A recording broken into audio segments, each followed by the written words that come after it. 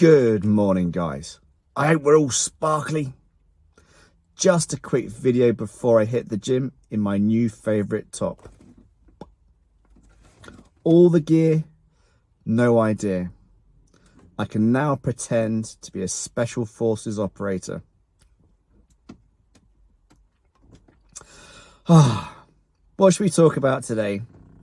Let's talk about the misassociation of testosterone replacement therapy with bodybuilding and how that is still causing harm.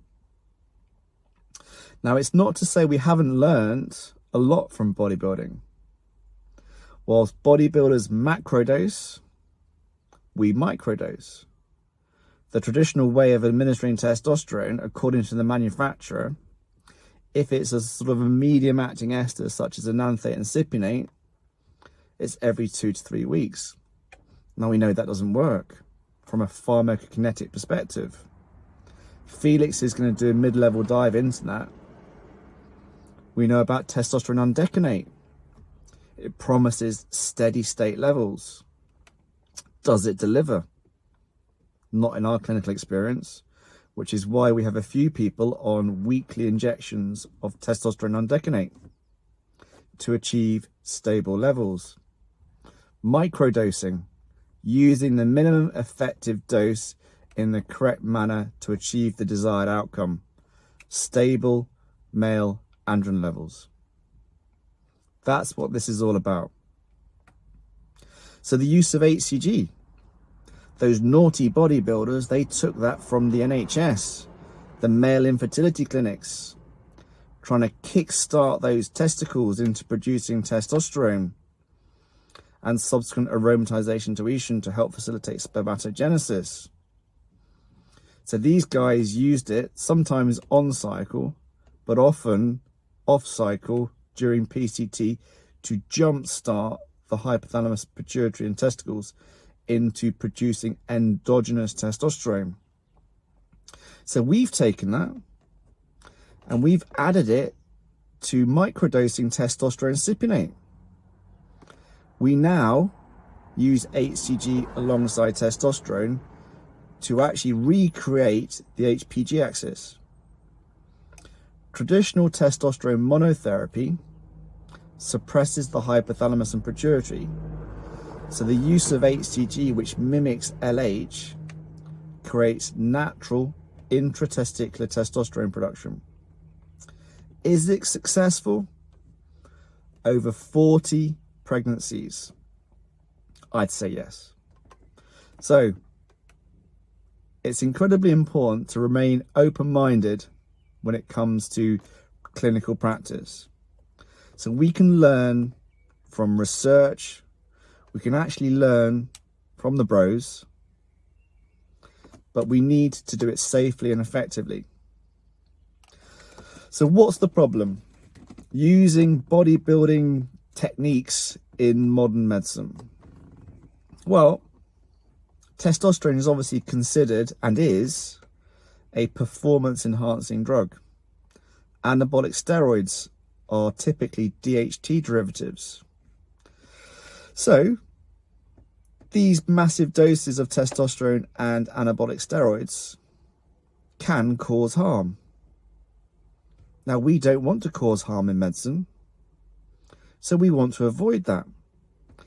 And in a very safety conscious medical profession, seeing the detrimental effects of anabolic steroids and superphysiological doses of testosterone makes everybody pretty wary.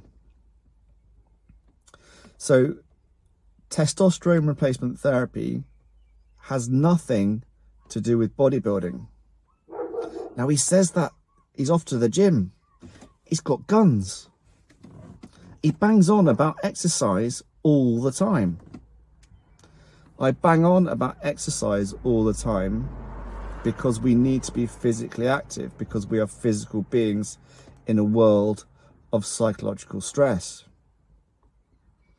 A lot of that psychological stress comes from the narcissistic, superficial world that we now live in.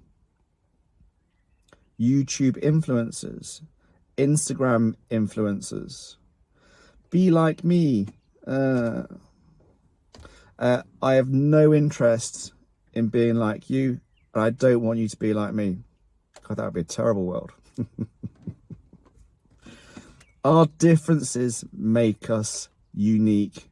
Our differences make us interesting. If we were all the same, how truly tragic would this world be? We need variety. It's the spice of life. Now, we need truth. There isn't much truth on the internet. How do you get so jacked? Chicken and rice. I took this pre-workout. Yeah, and gear. I've never had any negatives from all of the shit I've put in my body. I'm privy to a lot of information. I'm privy to a lot of information that if I told you about, you'd be horrified. But there are secrets out there. Honestly, secret surgeries, the suicide rate. Quite a prominent bodybuilder killed himself, and the backstory to that is truly tragic. But his internet persona, wonderful. What a guy. What a guy. And he was a great guy. But there was obviously a darkness behind this. So what do we need to do? We need to be real, tell truths. So that's something you're always going to get at the Men's Health Clinic. If you're a chunky monkey, I'm going to tell you you're a chunky monkey. I won't point at you and laugh. I'm going to tell you that you need to sort it out. If you need to pack up booze, I'm going to tell you you need to pack up booze. But I'm also going to tell you that we're all human. We all make mistakes, often repeated mistakes. And that's one thing that we need to appreciate.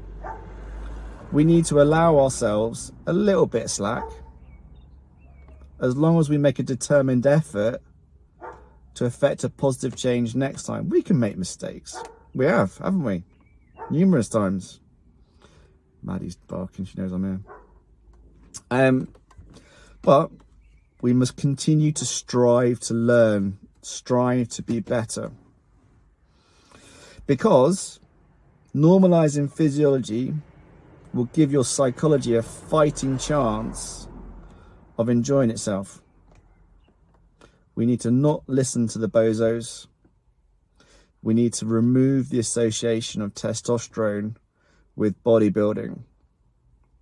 Because there is no way in hell that the medical community will accept testosterone replacement therapy as a legitimate medical condition, or treatment, with guys posting pictures buff in the gym, tops off. Give me a break, lads. It's pathetic. Because there are guys out there who do not have access to safe and effective care because of you.